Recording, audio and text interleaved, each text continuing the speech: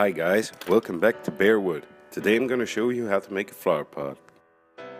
At first I've cut out 2 corners of each post 2 by 2 centimeters.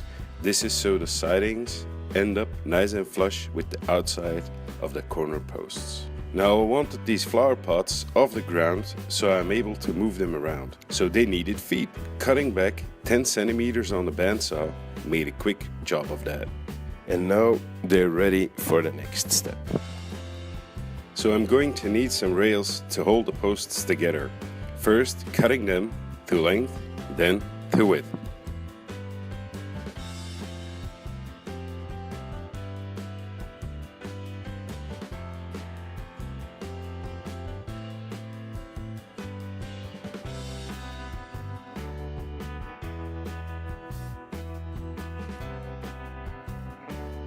I've made a little jig which transfers the size of the rail to the posts. The router needs to slowly work his way down step by step. It's tropical hardwood, so it's very dense, very hard. At first we follow the jig. After a few steps we lay the jig aside, and then we can follow the previous cut made by the router itself. That way you can work your way down.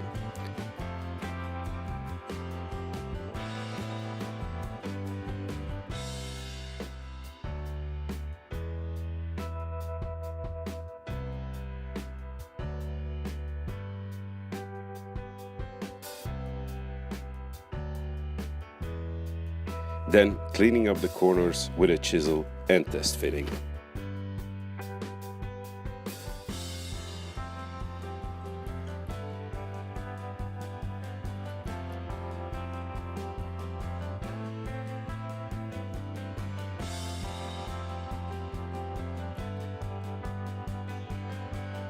Now, as this worked fine for the first hole, I quickly realized that there's a much safer way of approaching this.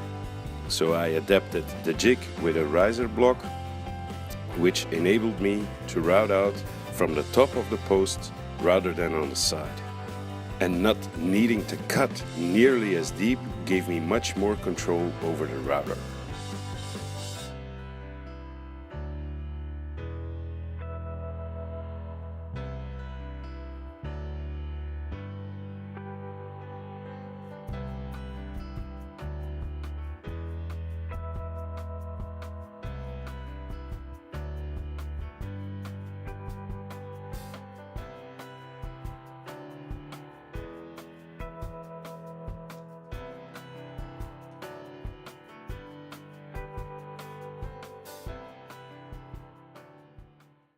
Now that the posts are made and the rails are cut, we can now start assembling.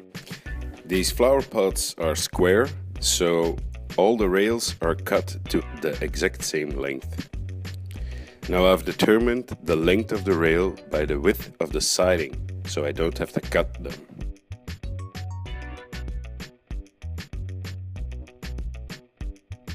Using some D4 waterproof glue and some stainless steel screws to fasten the whole thing together.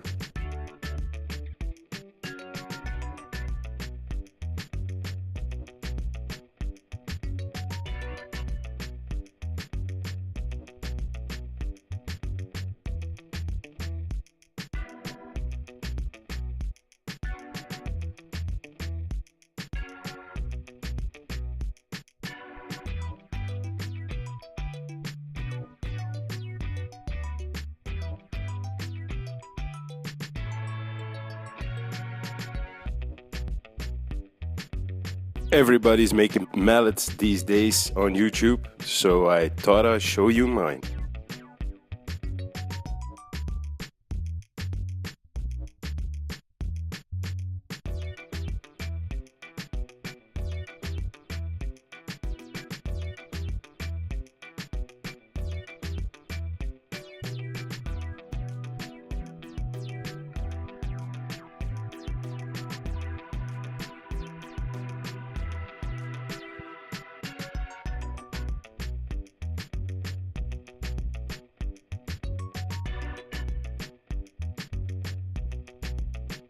Now that the first frame is built, measuring the length of the siding, dividing them so the space in between is all equal.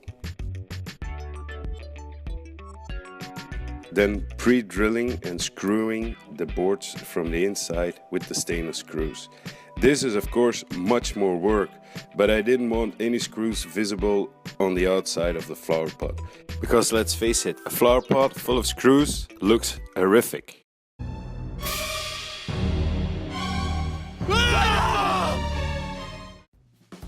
Now we need to make a square frame to finish the top of the flower pot.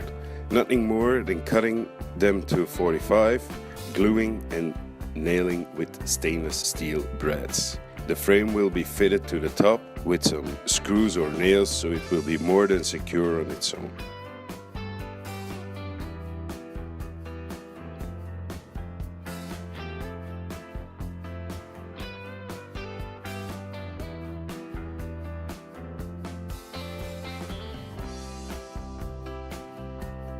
Now that the top is drying, I went ahead by cutting the bottom out of waterproof plywood.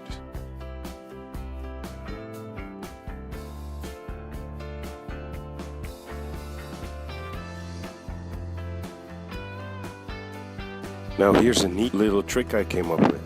I found that if I use a heat gun on these plastic canvas root tarps, I don't know how you call them, but if you cut them, they all get raffled on the sides, so you can melt them back together using the heat gun and a piece of wood to press down to the table, so everything looks nice and neat on the corners.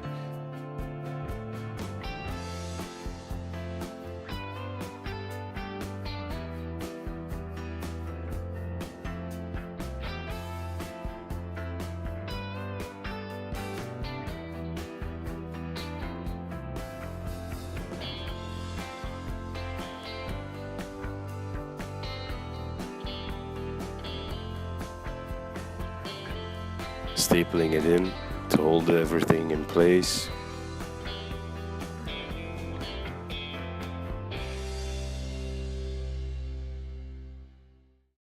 Now that all of the canvas is attached on the inside, it's time to put on the top frame using some stainless steel brad pins to hold everything in place.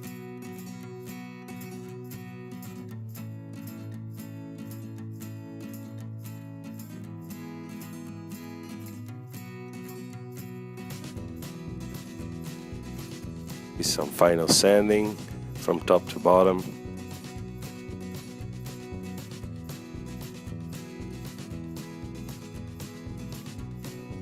And I think my first flower pot is finished.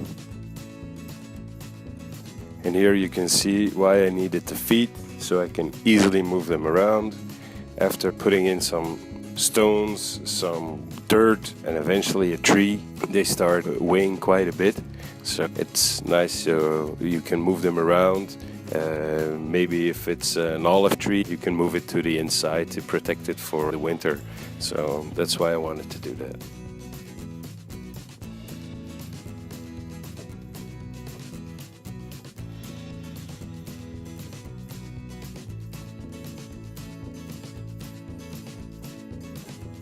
And this guy, you might remember him from the pirate ship I've built. See, I've made 2 big ones and 2 small ones to put on my front yard. I'm trying to upload videos more frequently, so bear with me.